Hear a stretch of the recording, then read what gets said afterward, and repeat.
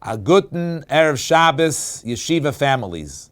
In the beginning of this week's Parsha, Yehuda pleads with Yosef to allow Binyamin to go back to his father Yaakov.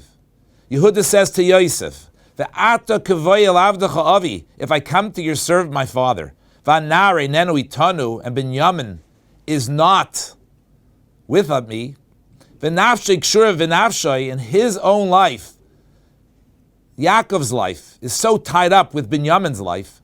If Yaakov sees that Binyamin is not here, he may die."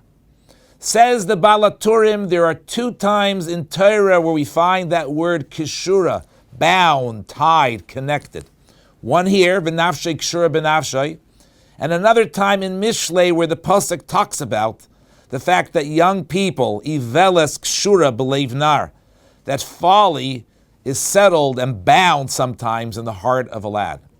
And explains the Balaturim that the message here is, and what Yehuda was telling Yosef is 2 things. First of all, he says, even if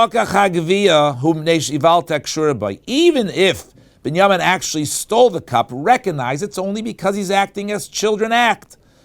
The folly was bound with him. That's first thing. The second thing it communicates with him is that the only way for this child to overcome his behavior, this folly, is through his connection with his father. The connection between an adult and a child, a parent and a child, a teacher and the child. That is what allows children to grow up and overcome and to change and to become the children that we want them to be. There's a story told that I once heard of a teacher who was beloved to his students. He ran somewhat of a chaotic, noisy classroom. One morning the principal came in and the classroom was quiet. He walked over and he looked through the window and he noticed an unusual sight. The students were all sitting and learning by their desks, and the teacher was resting. He was fast asleep. He woke up the teacher and he asked him, "What is going on here?"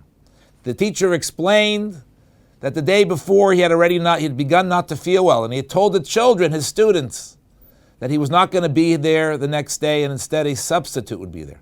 And the children begged him. They said, "No, Rebbe, we want you to come." He said, "But I'm not going to be feeling well." He says, "Well, if you come, even if you don't feel well, you can rest. We will learn and continue to do what we're supposed to do as students." That relationship between a teacher and a student is what ultimately remains with the student for the rest of their life. Have a wonderful Shabbos.